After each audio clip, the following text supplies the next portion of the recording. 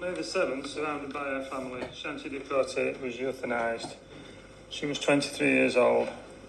6 years earlier, on March the 22nd, 2016, Shanti had been at a Brussels airport when terrorists set off bombs.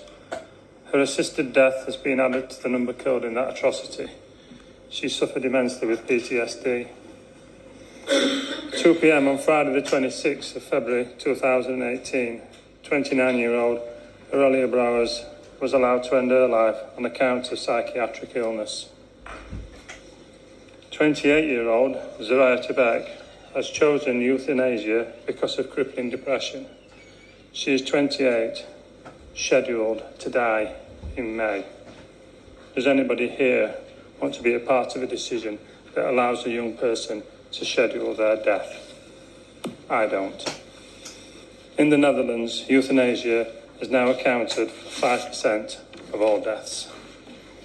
I cannot support a policy that takes life, because life is God-given and it is precious. The thought of killing someone just because they are old or in poor health makes me feel desperate for the state of our society. It almost makes me see how naive our society is becoming.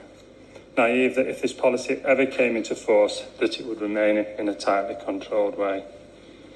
As we have seen in other countries, assisted dying starts with the terminally ill, but too often the scope is widened to include disabled individuals and, as the 3 women I mentioned previously, individuals with mental health issues.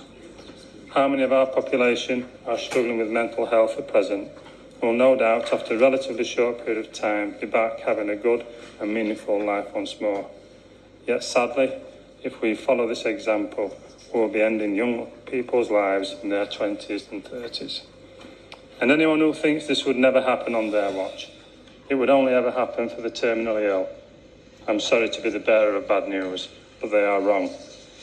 None of us will be in this place forever, so we will not be able to forever control where this legislation ends. But we would have been the ones who started this and therefore forever culpable. No, we cannot and should not start on this journey. As I stated at the beginning of this speech, I cannot support this bill because I believe life is precious, far too precious. It is God-given and only He should ever take it away.